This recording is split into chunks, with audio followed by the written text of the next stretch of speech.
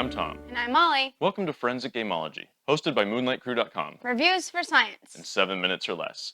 Shinobi WAT-AAH. WAT-AAH.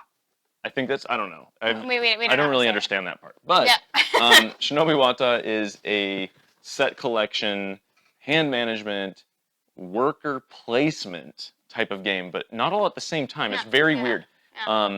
So you, if you've ever played Guildhall, will recognize that as you play these cards, the more you play at the same time, the more of their powers you can activate. So these two spider clans, if you were to play them at the same time, you'd be able to destroy one card. So you could destroy a card of your opponent's, or maybe your own if you were crazy, or had some awesome strategy that I haven't yet delved. But if you were to play with more of the clan of the spider, if you played 3 or 4 of them, you could destroy an entire clan. And so somebody's clan that they have out, you can just wipe it off the map. And so the more you play, the more powerful they are as you play them at the same time. At the end of the rounds, you will add up all the numbers that you see on the tops of these cards, and whoever has the most point wins that round. There are 3 rounds, and at the end of each round, you will then go to the worker placement part, in which you are trying to guess the identity of this boss. There are 5 bosses total. 4 of them will be in the game, but there will be a 5th that is not in the game, making it somewhat difficult sometimes to actually figure out what's in the middle. Why that matters is because as you place your workers, you will get points determined by which identity of the boss you're fighting. So that's just a very quick overview. Let's talk simplicity versus complexity. I think this game is 2 games in 1. I think the first game is pretty simple. You play 2, 3 or more, and you get to do the powers, and the powers are written on every card. Yeah, there are different cards, and so maybe that's a little much, but it's written, it says draw 2 cards from the Shinobi deck. All right, I'm drawing 2 cards if I play 2 of these. If I play 3 of them, I get to draw 4 cards. So it's very simple what you're doing on your turn. And the second game is equally just as simple. You place these stars or your workers to get really cool powers, or to try to figure out what this is, so that you can get the max amount of points. Because you can stand to get 150 points if you figured out it's the right boss, or if that boss is even in the center. So I think this is a pretty simple. I'd call this a medium to light to medium game. Yeah, this is I would say just under medium, but it's not super light. It's just that the game, the rounds themselves are very simple, but then adding on when you're trying to explain this to somebody, okay, now we get to where all of what we just did matters. It all boils down to who has the most points, because we're doing a totally different game now.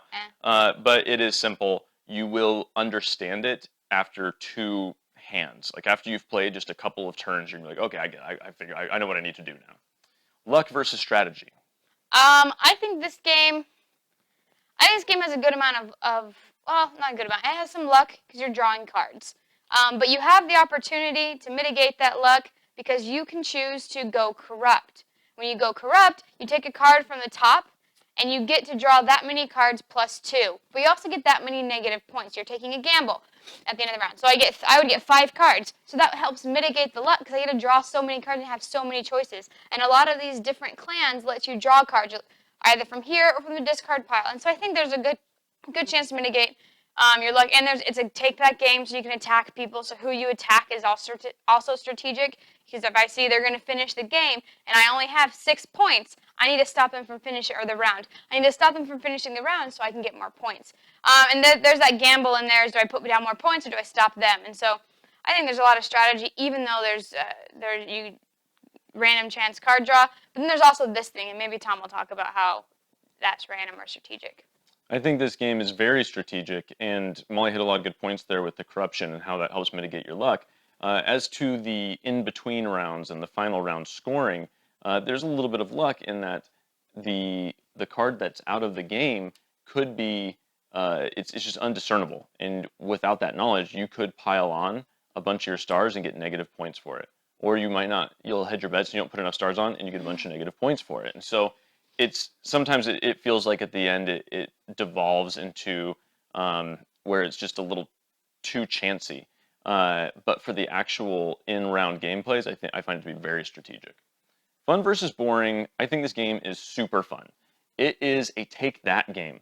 And like the very first thing I showed you where you can destroy an entire clan, oh my goodness, it's infuriating. Only slightly less infuriating is when somebody bounces a whole clan back to your hand. You're set back an entire turn. It's cool because you can reuse their power, but man, it's now you basically will end the round by getting 4 clans out at once, and it's generally advantageous to do that because then you'll have hopefully more points than everybody when you do, and now you're set back an entire clan, an entire turn.